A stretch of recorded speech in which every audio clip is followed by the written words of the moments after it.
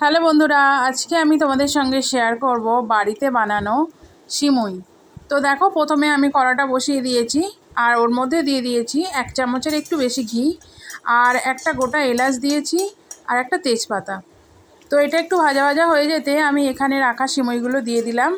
সিমুইগুলোকে আমি আগে থেকে হাতে করে একটু ভেঙে ভেঙে দিয়েছি আর এটাকে খুব নেড়ে নেড়ে ভালো করে ভেজে নিয়েছি। সিমুইটা বেশ ভালো মতো ভাজা ভাজা হয়ে যেতে ওর মধ্যে আমি দিয়ে দিলাম দুধটা আমি আগে থেকে ফুটিয়ে ঠান্ডা করে রেখেছিলাম। তো দেখো, এখানে আমাদের দুধটা দেয়া হয়ে গেছে। এবার এটাকে খুব ভালো করে আমি নেড়ে নিচ্ছি। আর এর মধ্যে আমি অল্প করে সামান্য দিয়ে দিলাম নুন, একটু স্বাদ অনুসারে, আর দিয়ে দিলাম পরিমাণ মতো চিনি। আর এটাকে আমি খুব ভালো করে মিক্সড করে নেব। আমার কাছে ড্রাই ফ্রুটস ছিল না, তাই আমি সেরকমভাবে দিতে পারিনি। তোমাদের কাছে থাকলে তোমরা ইউজ করতে পারো। আর এটা খুব সুন্দরই খেতে হয়েছিল। আমি শুধু ওপর থেকে একটুখানি কিশমিশ ছড়িয়ে নামিয়ে নিয়েছি। আর এটা যদি তোমাদের ভালো লেগে থাকে তাহলে অবশ্যই একটা করে শেয়ার, কমেন্ট আর লাইক করে দিও।